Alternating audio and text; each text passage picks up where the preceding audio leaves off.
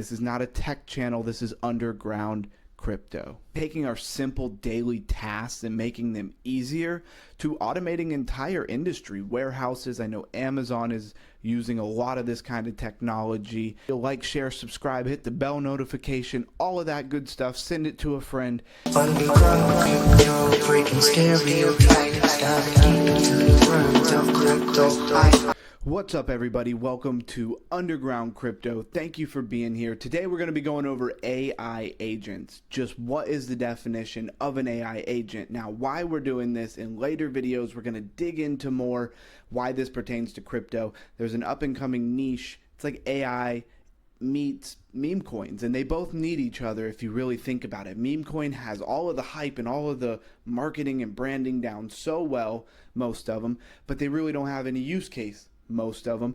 AI has all the use case, all the function, all the ability to do things, and not always the best marketing. Not always, very techy, and a lot of people who are into it understand, the techie part of it, coders, developers, but the rest of the world doesn't find it very sexy. But anyways, before we get ahead of ourselves, let's just say AI agents. What is the definition? What do they do? Let's get to it right now.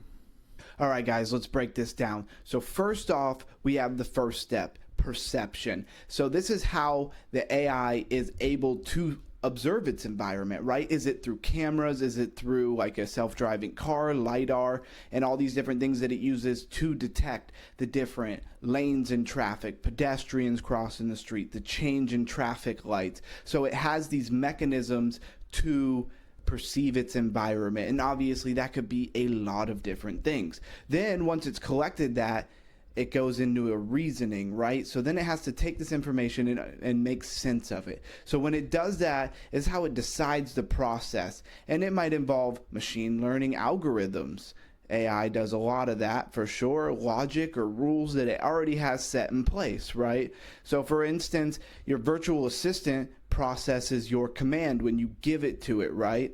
Like set a timer, you may do on your Apple Watch. I use that all the time, very handy. And then finally, once it actually has the information, it's processed it needs to take action. It needs to do something with the information that you've given it. So that's the execution of a task, and this could be physical, right? Like a robot in a warehouse or a factory moving objects around, or it could be digital, right? Like in the AI assistant sending an email or a text message, things like that. So it's rather digital or physical, the action that it's taking.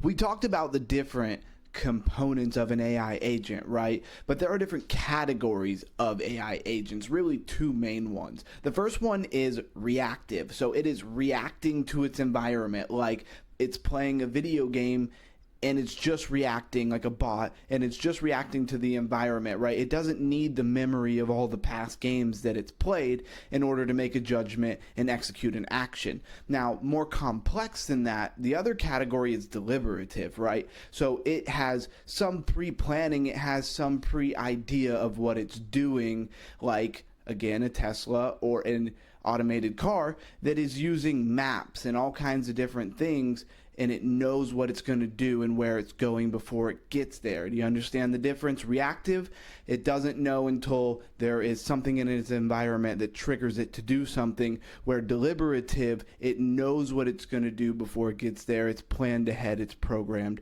ahead of time. Another form of AI agents, it's super powerful, is learning agents, right? So these improve over time the more that they're used. Think about like your recommendations on Spotify.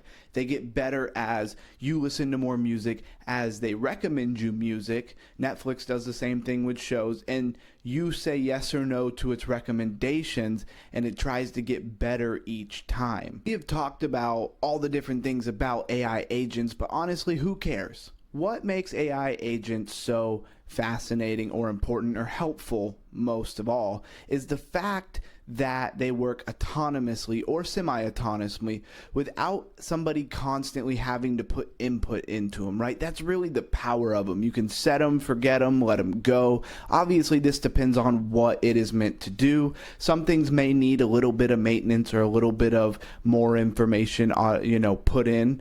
But for the most part, a lot of them, like think of bots on Twitter. I don't think there's somebody there constantly telling it which profiles to go to. It just knows. It's programmed to do that.